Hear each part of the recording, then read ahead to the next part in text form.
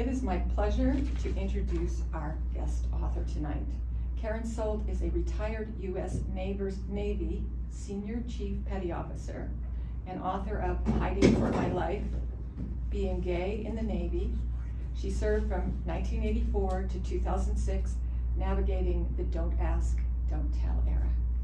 A self-proclaimed combat Hideologist. I love that.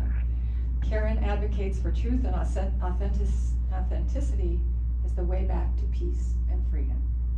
She holds an MA in psychology, works as an emotional coach, and lives in northern Arizona, where she and her sweet dog Kai take walks in the pines, drink lattes. Kai drinks them too? Yes. He does. Okay. And watch over her spunky mother. You can learn more at Hideology.com, and I took a few minutes to look at that website. She has a wonderful website. I highly encourage you to check it out. She's got some great blogs on there. So with no more ado, let's give her a warm welcome, Karen.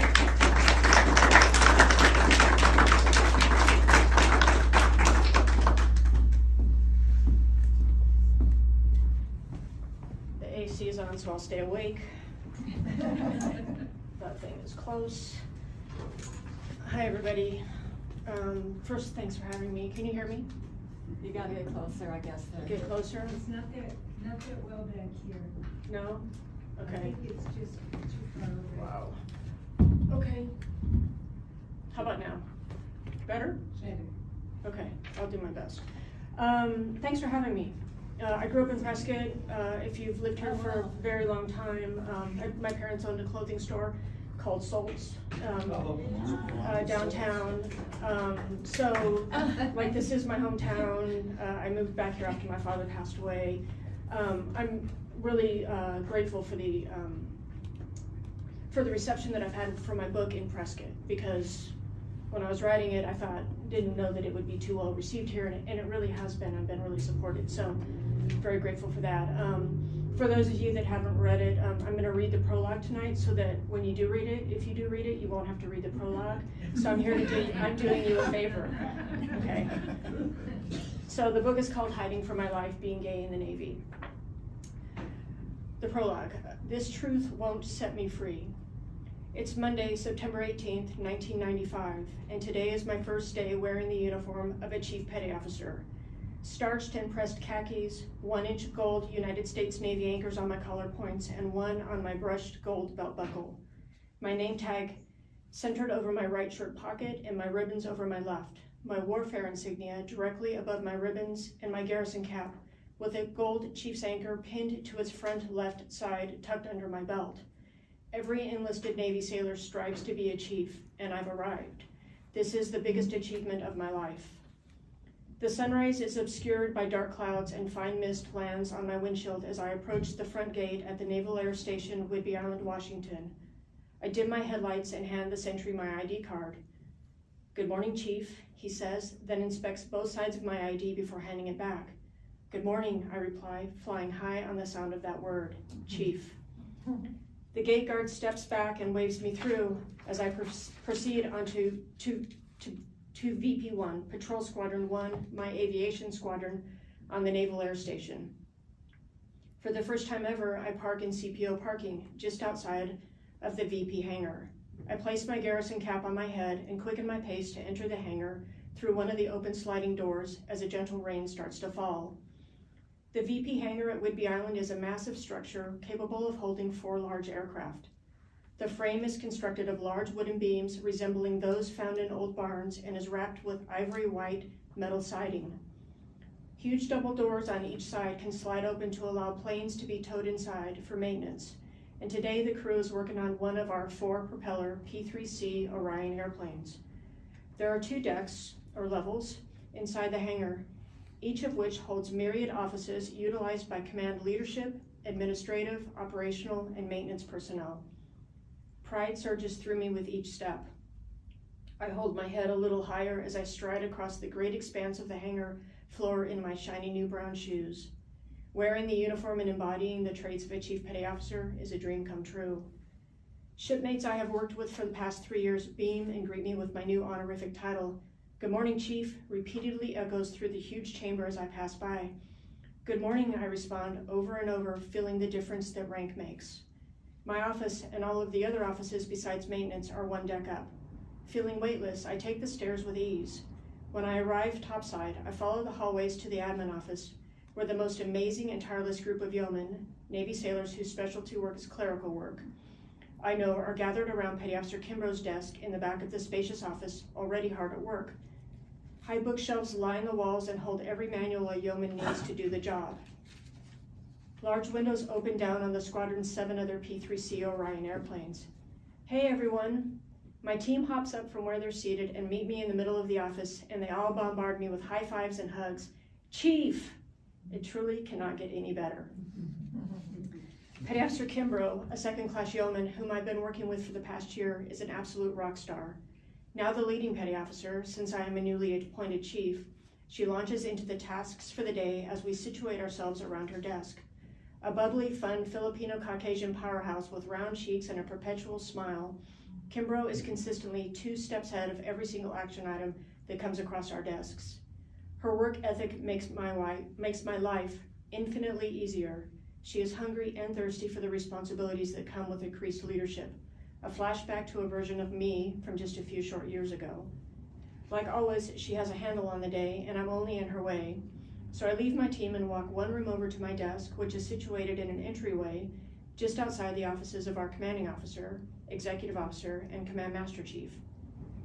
Seated at my desk, I have just begun my daily ritual of going through my inbox when the CMC, the command master chief, walks in, stops, and looks down at me with a full smile. Good morning, Karen. He has never called me Karen before.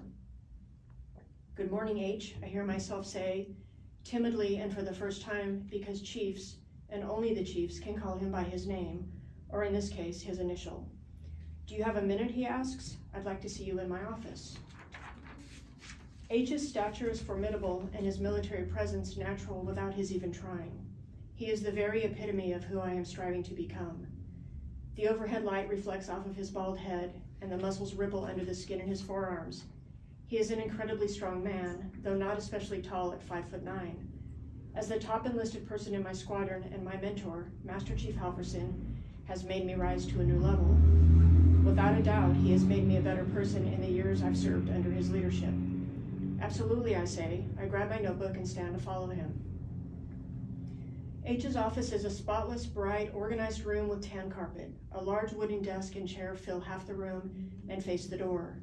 2 additional chairs are situated in front of where he sits, which are usually reserved for a sailor and that sailor's chief. Chief Petty Officer manuals, plaques, and some of his awards are neatly arranged on a tall wooden bookshelf that rises behind him. He walks around his desk, turns, and smiles as he places his hands on his hips. I have always been secretly amazed by his exemplary personal appearance. His uniform is always sharp and crisp and fits him like it was tailor-made for his wide shoulders and fit, trim waist. My chest expands as a single realization comes over me. For the first time in 3 years, I feel like I actually belong in this room with him.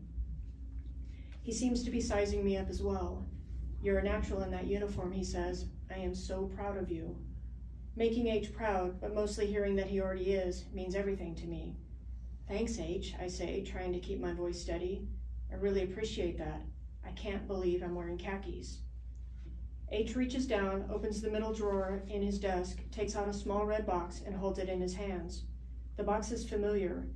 It's similar to the one I purchased a few weeks ago, with gold chief anchors centered behind a clear plastic cover, the ones I'm now wearing on my collar points.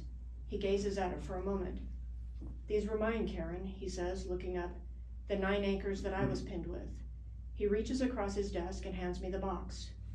Sitting beneath the plastic cover is a set of well-worn and slightly tarnished Master Chief anchors, which are exactly like chief anchors, but with 2 silver stars at the top, as Master Chiefs are 2 pay grades above E7, the rank to which I have just been promoted. He studies me for a moment, then softly says, "They are now yours. I want you to have them for the day you make Master Chief." I'm stunned. It's a common tradition for chiefs to pass down the anchors they were pinned with to someone they've groomed, but receiving H's personal Master Chief anchors is an honor I never saw coming.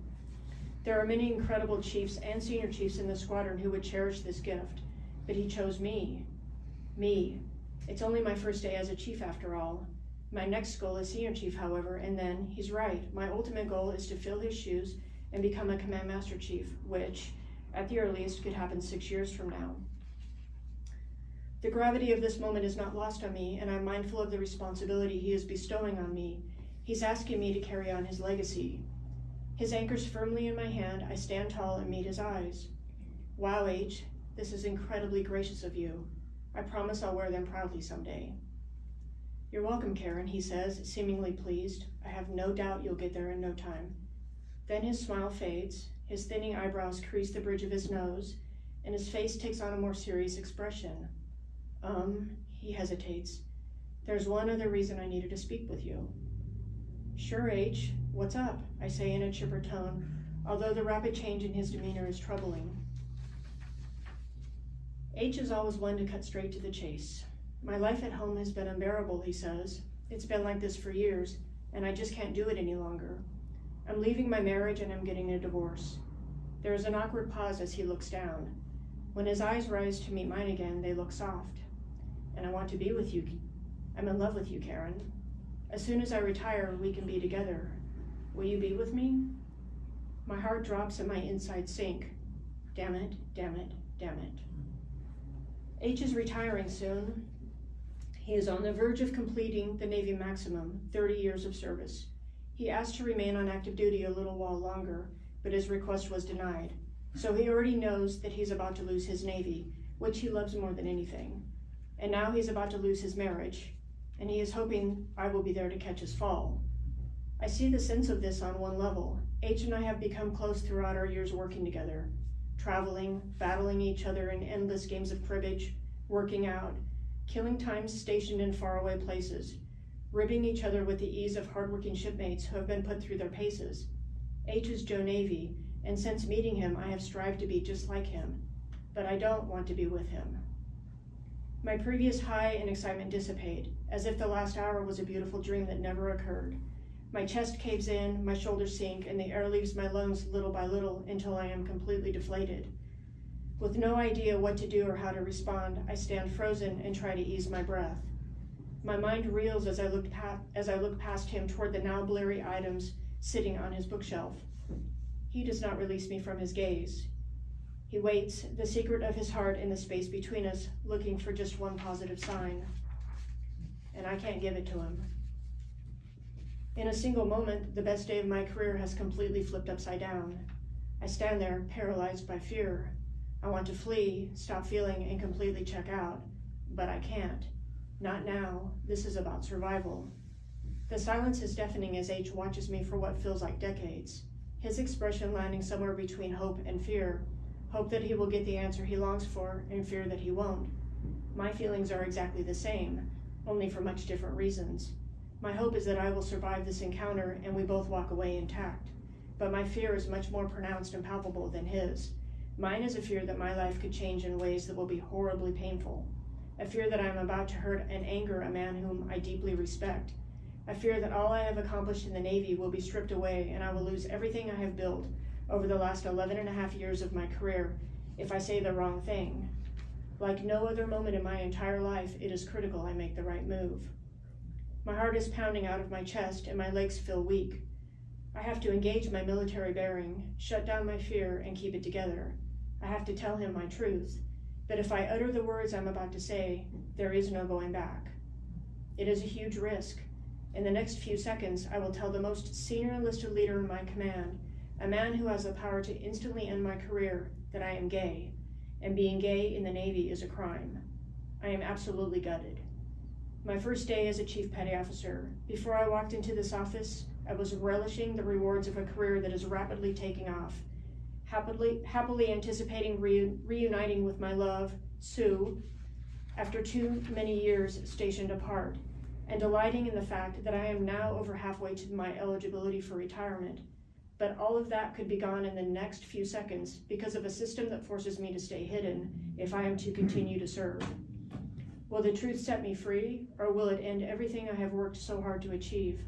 I don't know. But I do know that once I speak these words, there is no going back. H, I begin, there's something I need to tell you. I fill my lungs with one more deep breath, exhale slowly, and venture into territory that scares me more than almost anything I can imagine. Whoa.